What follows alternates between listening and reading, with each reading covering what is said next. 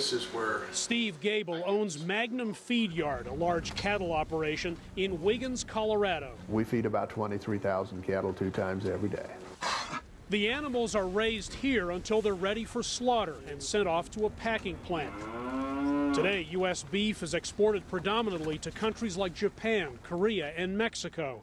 China is not a big buyer, but the market has potential. We, as a cattle feeding industry, think there's a huge opportunity in China. A key to boosting beef sales there may be found in U.S. laboratories, where researchers are poring over a list of growth-promoting or other compounds that China does not allow in its beef products. Their list is 136 compounds. Keith Belk with Colorado State University, together with Texas A&M University, were awarded $750,000 by the U.S. Department of Agriculture to develop rules of the road for beef producers who want to sell to China. I think most producers don't have a clue about how they have to go about raising cattle to hit that market target right now. For example, the feed additive ractopamine, which promotes leaner beef, is allowed in the U.S. but not in China.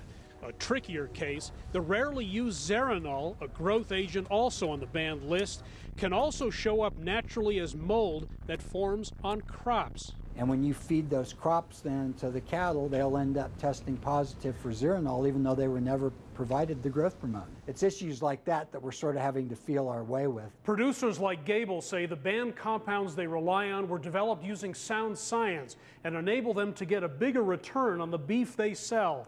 They say raising cattle to more organic standards would be much costlier.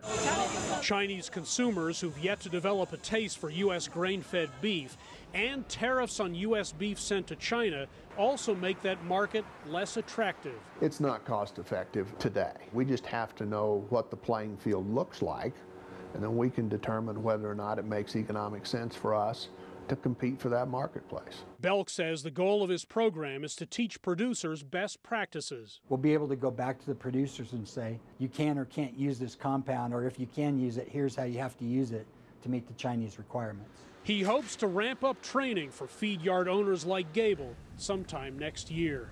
Hendrik Sabrandi, CGTN, Denver.